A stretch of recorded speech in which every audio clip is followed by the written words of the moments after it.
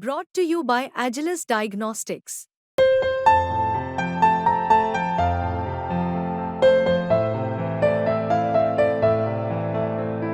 Agilus Diagnostics. Mayawati ji कहती क्या है और करती क्या है या दूसरों की भाषा उनको समझ में नहीं आती, ये वो बेहतर बता चुकी हैं। जब दौरा कर रहे थे तो मुद्दों पर भी ध्यान दे देते। पानी भर रहा है, मंदिर में पानी टपक रहा है, सड़कें जो हैं वो बेहाल हैं, रामपथ कई बार टूट चुका है, अंबेडकर नगर में बाढ़ का खतरा है।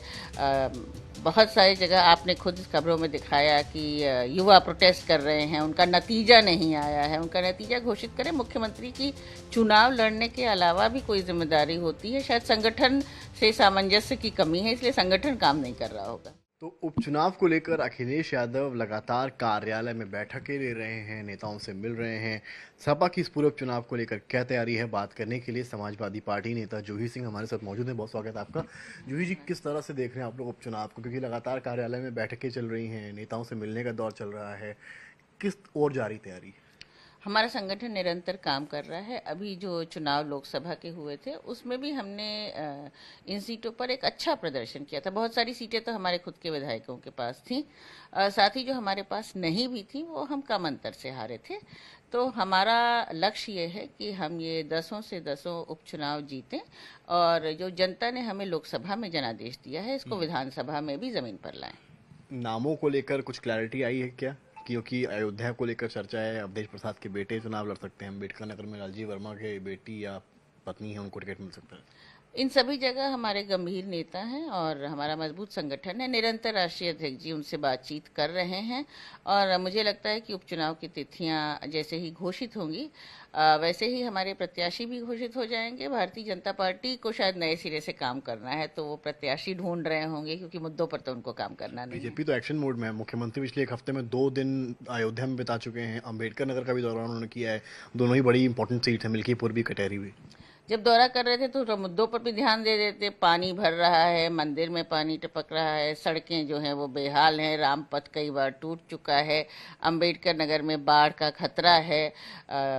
बहुत सारी जगह आपने खुद खबरों में दिखाया कि युवा प्रोटेस्ट कर रहे हैं, उनका नतीजा नहीं आया है। उनका नतीजा घोषित करें। मुख्यमंत्री की चुनाव लड़ने के अलावा भी कोई जिम्मेदारी होती है। शायद संगठन से सामंजस्य की कमी है, इसलिए संगठन काम नहीं कर रहा होगा। बैठक संगठनात्मक भी हालांकि वो ले रहे हैं, तो उनको अपने मुख्यमंत्री के जिम्मेदारी को छोड़कर वहां जाना पड़ रहा है। ये बड़ी बात है भारतीय जनता पार्टी के लिए। वो तो ऐसी पार्टी थी जो कहती थी हमारा संगठन चुनाव लड़ता है। मुख्यमंत्री ब्रजेश पाठक को करहल की जिम्मेदारी मिली है। कल वो करहल गए थे तैयारियों का जायजा लेने के लिए। मैनपुरी की भी जिम्मेदारी उनको मिली थी। बहुत बार मैंने उनकी गाड़ी झंडा लगाकर अपने पूरे काफिले के साथ देखी और मैनपुरी वो प्रचंड बहुमत से हार गए हैं।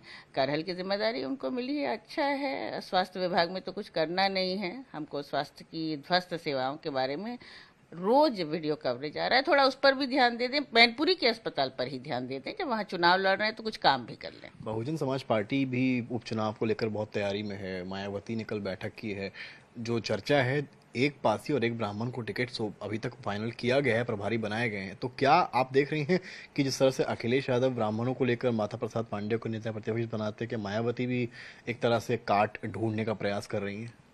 बहुजन समाज पार्टी अपने वजूद की लड़ाई लड़ रही है, क्योंकि उन्होंने जो उनके मतदाता थे, जो उनका विश्वास उन पर था, उनको धोखा दिया है। वो भारतीय जनता पार्टी की बी टीम है। वो उपचुनाव लड़े या न लड़े इससे कोई फर्क नहीं पड़ता है। जनता उनको समझ गई है और उनको नकार चुकी है। संविधान बचाएं, आरक्षण बचाएं।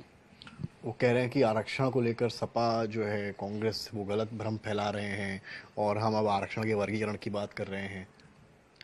मायावती जी कहती क्या है और करती क्या है या दूसरों की भाषा उनको समझ में नहीं आती, ये वो बेहतर बता सकती हैं। वो बड़ी नेता हैं, उस पर मैं टिप्पणी नहीं करूंगी। हम आरक्षण और संविधान के समर्थन में, राष्ट्रीय अध्यक्ष जी बार बार इस बात को बोल रहे हैं।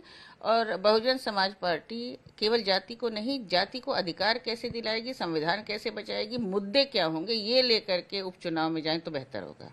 शुक्रिया बात करने के लिए। हमारे साथ सपा नेता जूही सिंह, और उन्होंने साफ कहा है कि मुद्दों को लेकर चुनाव में जाएं तो बेहतर होगा। मायावती।